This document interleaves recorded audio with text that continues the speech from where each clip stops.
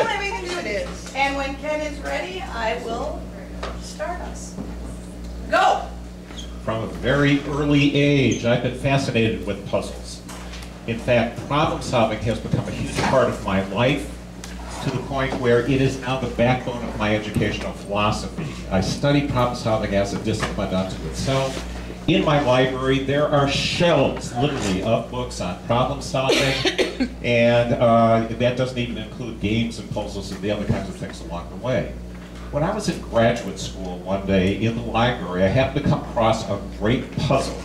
It was 4 bottles of beer, 4 dinner knives, and a Dixie cup half full of water. The challenge is to construct something, a structure that all the bottles are at least a knife length apart from one another. The cup of water is 4 inches above the table. The water must be 2 inches from the bottles, and the structure must be stable.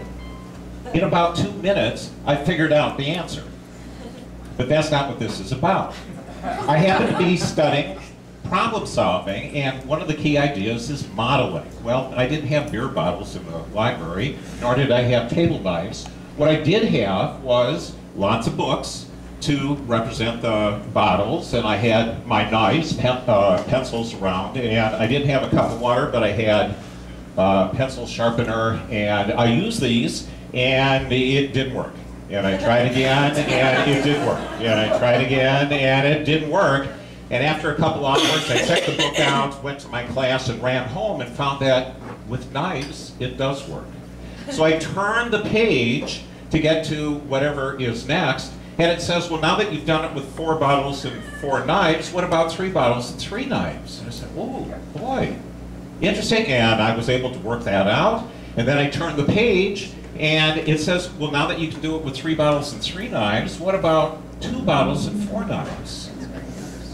And now I'm one step ahead of the book, so I'm thinking about what comes next, and I'm already there. I'm with 2 bottles and 3 knives. And what's interesting about this structure is it's not stable until you put the water on. Very interesting and hard to do with 2 hands, but I was able to do it.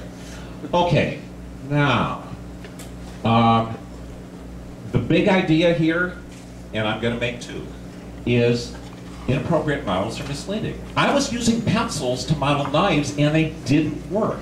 And because it didn't work, it gave me the impression that it couldn't be done at least the way that I thought that it could be done. Do you see how I worked that math term in there? All models have limitations. And more importantly, if you forget that you're using a model, somewhere along the line, this is going to come back to haunt you. What does this have to do with education? We use models all the time. Schools as assembly lines. We have students come through, we do the same things to them and sort of expect that the same things will happen to each student.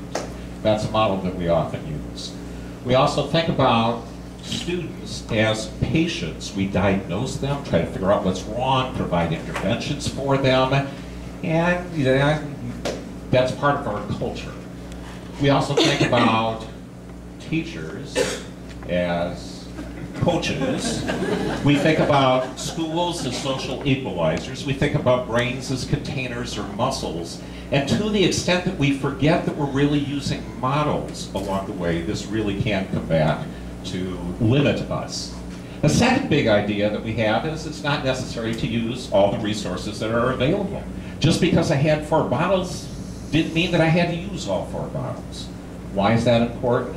Well, think about an algebra textbook. Do we really need 3 weeks of factoring, a week on rationalizing denominators, that sort of thing? Imagine if we just took 2 months, did the basics of algebra, and spent the rest of our time solving problems with available software that's around. Imagine if we took 10 weeks in geometry to go over the basics and then let students explore. We have the technology to do this. We could do a whole lot more if we did less along the way. And having made my 2 big ideas in only 19 slides, I'm going to practice what I preach and finish off with this. I do want to thank 2 people along the way. I would like to thank my wife, who has never given up on me nor let me give up on myself, and our son, who always reminds me what's important, and in fact, without knowing it, gave me the idea for this presentation. We're done. Thank you.